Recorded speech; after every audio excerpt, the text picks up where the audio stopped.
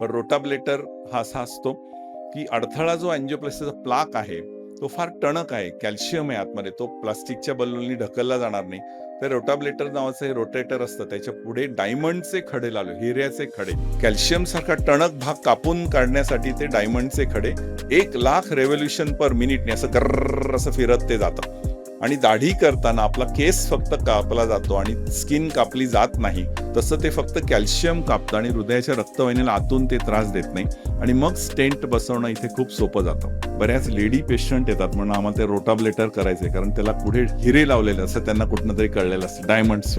नवीन प्रकारची ट्रीटमेंट जी येते त्याला हायब्रिड ट्रीटमेंट म्हणतात. म्हणजे हृदयाचं आपण बघू 3 डायमेन्शनली, पुढे असणारी रक्तवाहिनी आणि मागे असलेल्या 2 रक्तवाहिन्या. तर मागच्या 2 रक्तवाहिन्यांना सर्जनना पुढे कापून अवघड जातं ट्रीट करायला, म्हणून मागच्या रक्तवाहिन्यांना कार्डिओलॉजिस्टनी अँजिओप्लास्टी करायची आणि पुढच्या रक्तवाहिनीला रोबोकडनं इथे 2 मिलीमीटर 3-4 सेंटीमीटरच्या कटमधनं फक्त बायपास करायची. असं याला हायब्रिड प्रोसिजर म्हणतात. अशी ही हायब्रिड लॅब आहे. त्याचं पण आता होरायझनवरती आले हायब्रिड प्रोसिजर, हळूहळू भारतामध्ये पण सुरू झाले. पुढच्या रक्तवाहिनीला बायपास करायचं आणि मागच्या रक्तवाहिन्यांना अँजिओप्लास्टी करायचं, अशा प्रकारची हायब्रिड करणं आता शक्य झालेलं आहे. अँजिओप्लास्टी आता खूप वेगळ्या वेगळ्या जागी पोहोचलेली आहे. आता या व्यक्तीच्या पायामध्ये जाणारी ही रक्तवाहिनी अतिशय अरुंद झालेली इथे, पण त्यांना स्टेंट बसून एक पायजामा घातला आम्ही आणि मग व्यक्ती व्यवस्थित आता चालू शकते, पायामध्ये दुखत नाही. खूप नवीन नवीन प्रोसिजर आले आहेत. होल इन हार्ट बंद करणं ऑपरेशन, ह्या ASD साठी पूर्वी आम्ही ओपन हार्ट ऑपरेशन करत असो, आता ते पायामधनं अँजिओप्लास्टी सारखी बंद होतं. PDA आहे ते पण आता हे होल इन हार्ट आहे. वरच्या 2 कप्प्यामध्ये असलेलं होल, याला ASD आपण म्हणतो.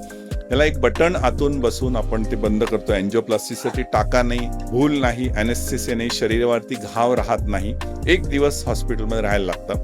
म्हणजे एखादी लग्न न झालेली मुलगी आहे, तिला जन्मापासून होल इन हार्ट आहे, तर तिला हे आतून हे डिव्हाइस बसवलं, ती कायमस्वरूपी बरी होते, तिच्या शरीरावरती घाव राहत नाही. हे तिच्या दृष्टीने, तिच्या फॅमिलीच्या दृष्टीने खूप महत्त्वाचं ठरतं. अशा प्रकारे हे बटन आणून पायाच्या रक्तवाहिनीमधून आणून तिथे बसवलं जातं. प्रत्यक्ष बसवलं जाताना ते असं दिसतं. तुम्ही बघाल की या 2 डिस्क आहेत, इकडे एक डिस्क आणि इकडे एक डिस्क आहे. ते आता बरोबर ह्या ASDच्या अक्रॉस ते तिथे बसवलं गेलंय आणि ते सोडलं आतमध्ये की असं ते बसतं. एका बाजूला एक डिस्क, दुसऱ्या बाजूला दुसरी डिस्क, आणि कायमस्वरूपी आतमध्ये फिक्स होऊन जातं. एक होल बंद होतो, एक आजार पूर्ण बरा होतो आणि त्या व्यक्तीला पुढे आयुष्यामध्ये कुठल्याही प्रकारचा त्रास होत नाही. वाल बदलणं सुद्धा आता अँजिओप्लास्टी सारखं. पूर्वी कसं वाल बदलणं it was a major open heart surgery, पण आता ते सुद्धा, ही जी वाल आहे एअरोटिक वाल, ती इथे एअरोटिक वाल आहे, ती अँजिओप्लास्टी सारखं आणून ती पूर्णपणे बंद होती.